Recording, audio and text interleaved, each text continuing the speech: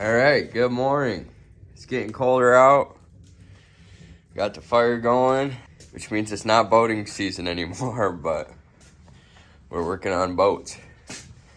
So, I don't have like a ton of content on this, but kind of where I'm at. As you know, I made it wider. This and this I made separately and then put it in the boat. This is identical design of the jet ski it came out of, and I didn't have to do this. Like, I could have, the exhaust comes out here and I could have put it back there, but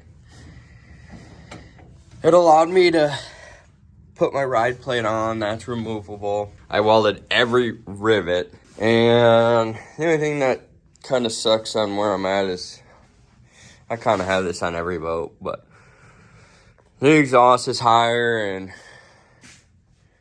the gas tank will go here unless it rides really bad. Then I'll have to put it up front. Close to the home stretch, I basically just need seats and throttle cable. Steering design, I'm really happy with it so far. This boat is like a 1969 Monarch, and there is no, I love the whole design. See, it's basically a Mod V. And I can't find these boats anywhere. I did put a spoon in.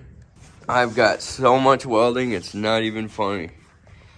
This is welded top and bottom. Oh, I had to shorten the exhaust.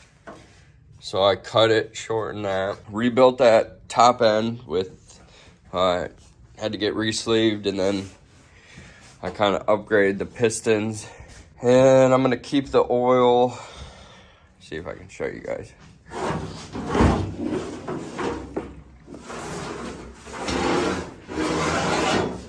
I was thinking about doing an oil delete, but so that will sit there, and then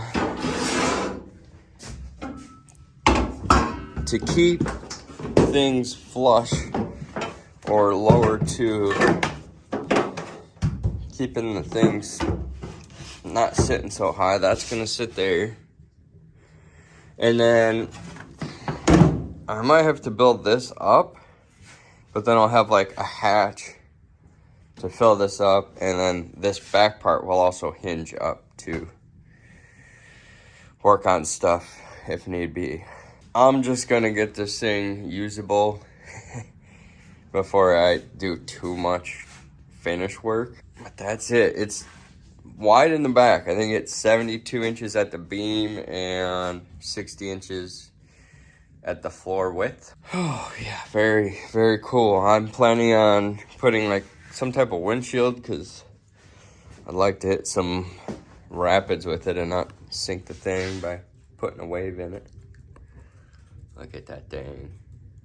And we still got the other jet boat, so it's kind of boat building season now, I guess. Except for I'll probably get this done when snow flies and want to take it out, but look at that. Any questions in the comments, let me know. And then I bought a 1200 shorter drive shaft there, coupler, from a 1200, because I can't explain it, but that allows this to come up more. And that's about as far back as you can go unless you start cutting this stuff, and I didn't want to do that.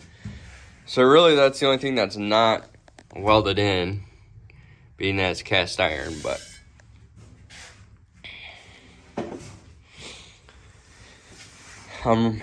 you know, this is the sixth one I built, and I'm realizing it takes a lot more than I used to put them together pretty quick, but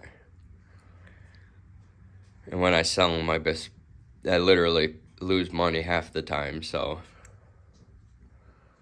I think right now I got $4,000 into this thing, like as it sits, which I know it's hard to believe, and I got the jet ski for free. So, but I got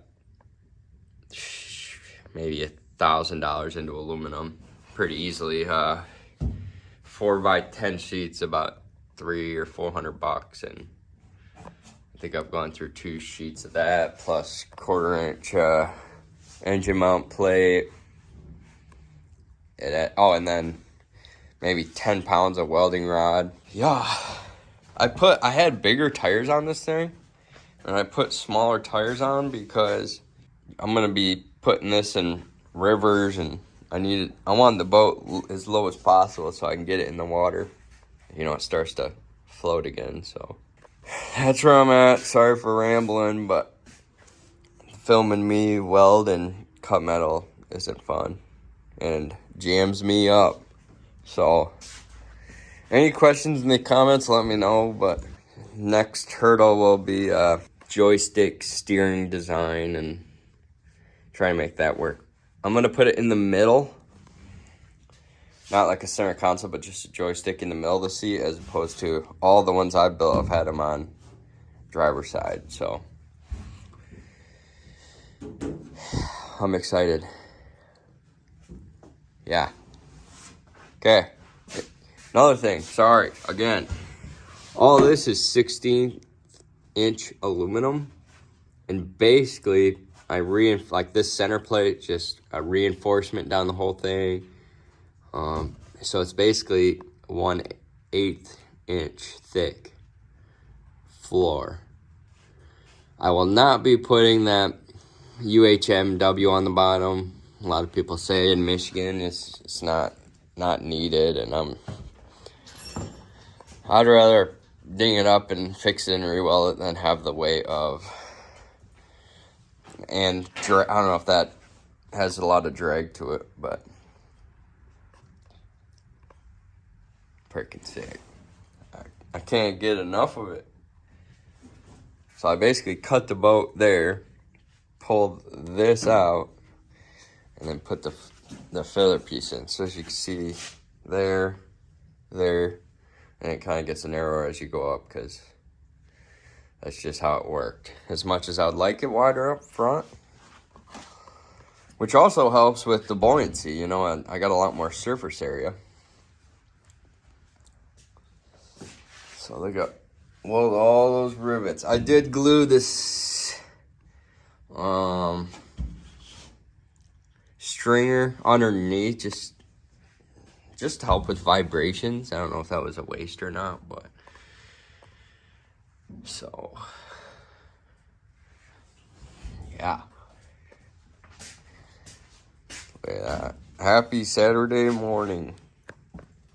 All right. First water test. I did some math today. 250 hours of work, probably a few hundred feet of welding, and 2.5 to 3 months of work. The bench seat flew out on the way here, which we got in the truck bed. And before I put any time or money into it, we gotta see how she performs. Basically, I'm hoping no cavitation, and after motor rebuild, see if she runs. So, give me a minute, and I'll get her on the water.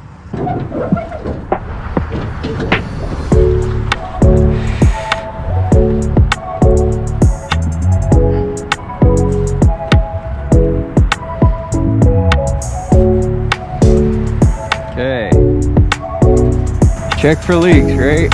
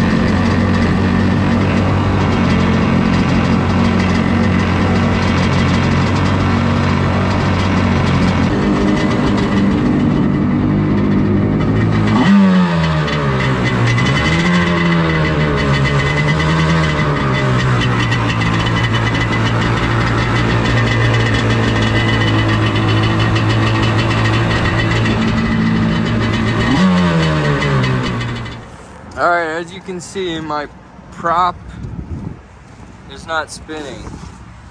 That's spinning, but my impeller's not, so, but no leaks, so that's good. All right, so here's the diagnosis of yesterday having the no impeller spin. So, I didn't show this before, but this is the impeller coupler shaft that came with it. Now, I ordered a 1200cc impeller, so it's shorter, which allows the motor to go back further back. Well, this is a 760. The 1200 pump shaft is longer. I still believe everything else is the same, but just a longer shaft. So I ordered a longer shaft. I got it on eBay, and I think it comes with this. It's about the same price. Otherwise, I could also get a longer shaft, but then I got to redo all the bearings and all that. So, hopefully, that was quite a setback yesterday. I was pretty bummed. At least the motor ran, but next video, I will hopefully doing some more testing of this and see how she performs. So that's for anybody. I tried to find people. I mean, I know a lot of people have used the shorter couplers, but nobody's mentioned anything about having to need different drive shaft lengths. So, but it makes a big difference. I mean, look at how much further forward your motor would sit. So I'll get that ordered, and then next video hopefully we'll be on the water again. Right, Bear. Bye.